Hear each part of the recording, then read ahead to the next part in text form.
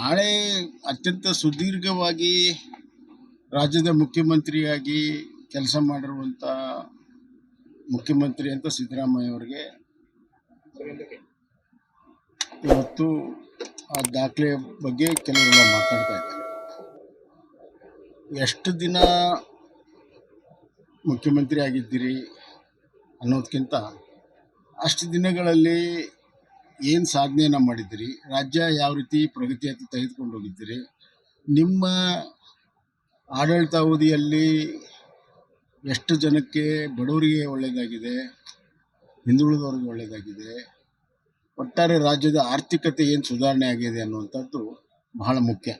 ಅದು ಚರ್ಚೆ ಆಗಬೇಕಾಗಿರೋದು. ಆದ್ದರಿಂದ ಕ್ವಾಂಟಿಟಿಕ್ಕಿಂತ ಕ್ವಾಲಿಟಿ ಬಗ್ಗೆ ಚರ್ಚೆ ಆಗಬೇಕು ಅಂತ ನನ್ನ ಅಭಿಪ್ರಾಯ. ಎಷ್ಟು ಮಾರ್ಕ್ಸ್ ಕೊಡ್ತೀರಿ ಸರ್? ನಾನೇನು ಮೆಸ್ಟ್ರಲ್ಲ ಮಾರ್ಕ್ಸ್ ಕೊಡೋದು. ಬಳ್ಳಾರಿ ವಿಷಯಕ್ಕೆ ಬಳ್ಳಾರಿ ಅಂತಲ್ಲ, ಬಳ್ಳಾರಿ, ಬೀದರ್, ಇತರ ಕಡೆ ಎಲ್ಲ ಕಡೆ ಆಗ್ತಿರುವಂಥ ಬೆಳವಣಿಗೆ ಸರಿಯಾದಲ್ಲ, ಜನಪ್ರತಿನಿಧಿಗಳಿಗೆ ಶೋಭೆ ತರುವಂಥದ್ದಲ್ಲ. ಪ್ರಜಾಪ್ರಭುತ್ವದಲ್ಲಿ ಭಿನ್ನ ಅಭಿಪ್ರಾಯ ಇರುವಂಥದ್ದು ಸಾಮಾನ್ಯ. ಅದನ್ನು ಒಂದು ಗೌರವ ಚೌಕಟ್ಟಿನಲ್ಲಿ ಮಾಡಬೇಕಾಗ್ತದೆ. ಅದನ್ನು ಬಿಟ್ಟು ಮಾಡುವಂಥದ್ದು ಸರಿಯಲ್ಲ. ಬಳ್ಳಾರಿ ಇನ್ಸಿಡೆಂಟ್ ಅಂತೂ ಅದು ಕ್ರಿಮಿನಲ್ ಆ್ಯಕ್ಟಿವಿಟಿ. ಈಗಾಗಲೇ ಯಾರಿಂದ ಗುಂಡು ಬಂದಿದೆ ಅನ್ನೋದು ಕೂಡ ಗೊತ್ತಾಗಿದೆ. ಅವನು ಯಾರ ಪ್ರೇರಣೆಯಿಂದ ಗುಂಡನ್ನು ಹೊಡೆದ ಅವರನ್ನು ಇವತ್ತು ಬಂಧಿಸುವಂಥದ್ದು ಬಹಳ ಮುಖ್ಯ. ಅಂದಾಗ ಮಾತ್ರ ಇದರ ಹಿಂದಿರುವಂಥ ಷಡ್ಯಂತ್ರ ಬಯಲಾಗ್ತದೆ. ಒಬ್ಬರ ಮನೆ ಮುಂದೆ ಬಂದು ಗಲಾಟೆ ಮಾಡಿ ಗುಂಡು ಹಾರಿಸುವಂಥ ಮಟ್ಟಕ್ಕೆ ಹೋಗ್ತಾ ಇದೆ ಅಂದರೆ ಕಾನೂನು ಸುವ್ಯವಸ್ಥೆ ಸಂಪೂರ್ಣವಾಗಿ ಕುಸಿದು ಬಿದ್ದಿದೆ. ಪೊಲೀಸರ ಭಯ ಇಲ್ಲ. ಪೊಲೀಸರೇ ಹಲವಾರು ಅಪರಾಧದಲ್ಲಿ ತೊಡಗಿರುವಂಥದ್ದು, ಹಲವಾರು ಜನ ಸಸ್ಪೆಂಡ್ ಆಗ್ತಿರುವಂಥದ್ದು ನೋಡಿದಾಗ ಇಲಾಖೆಯ ನೈತಿಕತೆ ಸಂಪೂರ್ಣವಾಗಿ ಕುಸಿದೋಗಿದೆ.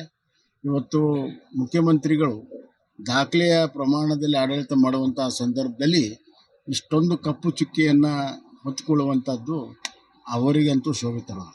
ಎರಡು ಸಲ ಪೋಸ್ಟ್ ಮಾರ್ಟಮ್ ಮಾಡಿದ್ದು ಏನೋ ಅನುಮಾನಕ್ಕೆ ಕಾರಣ ಆಗೈತೆ. ಖಂಡಿತ ಅಲ್ಲಿ ನಡೆದಿರುವ ಘಟನೆ ನಡೆದಾಗ ಪೊಲೀಸರು ನಡ್ಕೊಂಡಿರುವಂಥ ರೀತಿ, ಆಮೇಲೆ ಅದ ನಂತರ ಅಲ್ಲಿ ಸಿಕ್ಕಿರುವಂಥ ಬುಲೆಟ್ಟು, ಬಾಂಬ್ಗಳು ಎಲ್ಲವನ್ನೂ ನೋಡಿದ ಮೇಲೆ ತದನಂತರ ಇಂಕ್ವೈರಿ ಏನು ಮಾಡ್ತಾ ಇದ್ದಾರೆ ಅದರ ರೀತಿ ನೀತಿಗಳನ್ನು ನೋಡಿದಾಗ ಮುಚ್ಚಾಕುವಂಥ ಪ್ರಯತ್ನ ನಡೀತಾ ಇದೆ. ಪೋಸ್ಟ್ ಮಾರ್ಟಮ್ 2 ಸತಿ ಮಾಡಿರೋದು ಕೂಡ ಅದೇ ರೀತಿ ಸಂಶಯದಲ್ಲಿ ಆಸ್ಪದ ಕೊಡ್ತಾ ಇದೆ. ಕಾಂಗ್ರೆಸ್ ರಾಜ್ಯದೊಳಗೆ ಕಾಂಗ್ರೆಸ್ ಬಿಜೆಪಿ ಗಲಾಟೆ ಅಂದ್ರೆ ಇದ್ರೊಳಗಾಗಿರ್ಬೋದು, ಬೀದರ್ದೊಳಗಾಗಿರ್ಬೋದು, ಇಲ್ಲಿ ನಿನ್ನೆ ಕೊಪ್ಪಳದಾಗ ಗಲಾಟೆಗಳ ಜಾಸ್ತಿ ಆಗಿದೆ. ನಾನು ಅದೇ ಪ್ರಾರಂಭದಲ್ಲಿ ಹೇಳಿದ್ನಲ್ಲ, ಯಾವುದೇ ಜನಪ್ರತಿನಿಧಿಗೆ ಶೋಭೆ ತರೋದು. ಸರ್, ಎತ್ತಿ ಜ್ವರ ಬಂದ್ರೆ ಎಮ್ಮೆ ಬರಿ ಹಾಕಿದ್ರು, ನನಗೆ ಪೊಲೀಸರನ್ನ ಅಮಾನತು ಮಾಡಿದ್ರು. ಅದ್ರ ಬಗ್ಗೆ ನಡ್ರಿ.